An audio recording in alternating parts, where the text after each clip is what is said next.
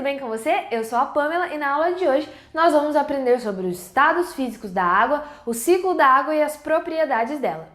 Não se esqueça de deixar o seu like, se inscrever no canal e ativar o sininho para não perder nada.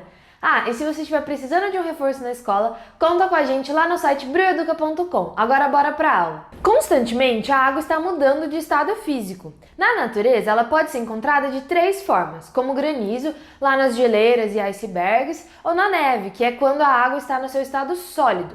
Mas a água pode estar líquida. Aí ela pode estar presente nos mares, rios, lagos e nuvens. Sim, nas nuvens como um conjunto de pequenas gotas de água. E a água pode existir em forma de vapor no seu estado gasoso. No caso, o ar que respiramos é cheio de vapor de água. Bom, como eu disse, a água está sempre mudando de estado físico. E isso acontece através das mudanças de estado físico.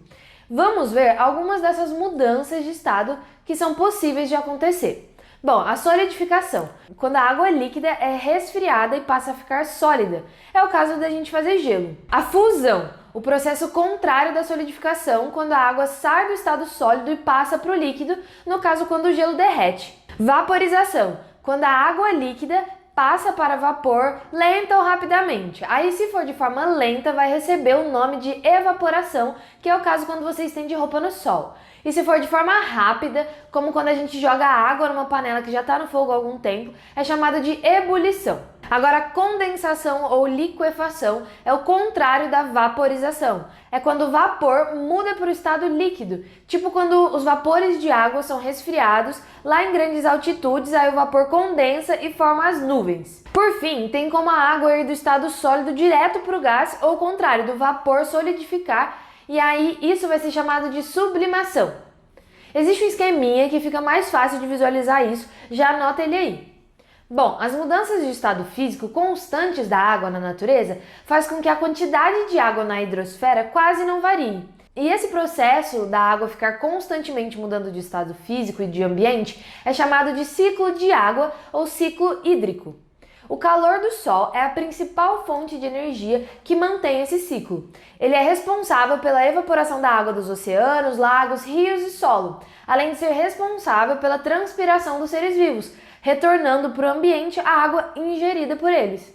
Também existe um esqueminha que ilustra o ciclo da água e é importante vocês memorizarem ele. A gente tá falando da água, mas não olhamos para as propriedades dela, que garantem a continuidade da vida no planeta. Bom, a água encontrada na natureza normalmente contém sais minerais, micro-organismos e outros materiais. Já a água potável contém apenas sais. Ela é incolor, ou seja, não tem cor, é inodora, ou seja, não tem cheiro, e é insípida, que não tem sabor. Além de cor, odor e sabor, a água apresenta tensão superficial, capilaridade e capacidade de dissolução.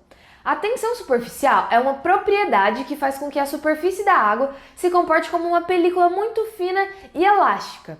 Você já reparou que existem insetos que caminham sobre a água? Então, isso acontece por causa dessa película que está presente na superfície de todos os líquidos, mas geralmente a água tem tensão superficial mais elevada. As gotas, por exemplo, são uma consequência da tensão superficial, quando uma quantidade bem pequena de água cai de uma bica e a tensão superficial leva à formação de pequenas esferas, que com a velocidade da queda se distorcem, adquirindo o formato da gota. Na maioria das superfícies, a água tende a se desfazer e molhar o objeto, mas existem superfícies que repelem a água e não molham. Aí, nesse caso, as gotas iriam só aumentar de tamanho, ficando quase que esféricas. Beleza, agora vamos falar sobre a capilaridade. Sabe quando você encosta a pontinha do guardanapo na água e você percebe que a água começa a espalhar pelo guardanapo?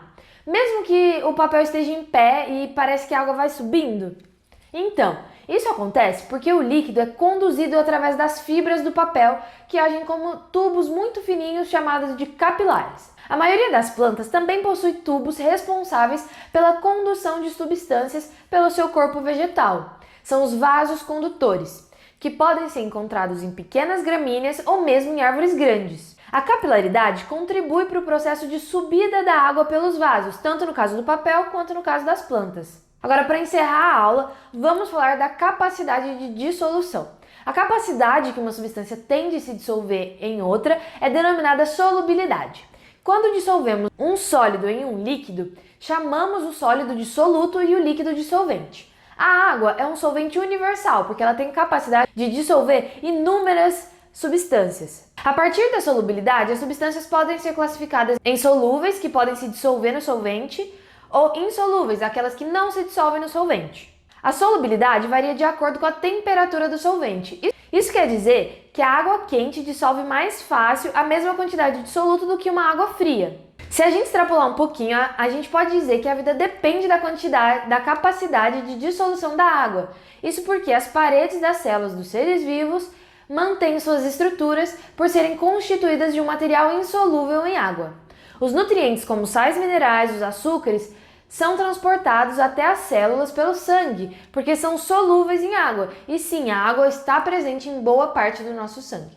Bom, a aula de hoje era isso, espero que vocês tenham entendido. Deixa aí um emoji nos comentários de água em qualquer uma de seus estados para eu saber que você gostou. E até a próxima!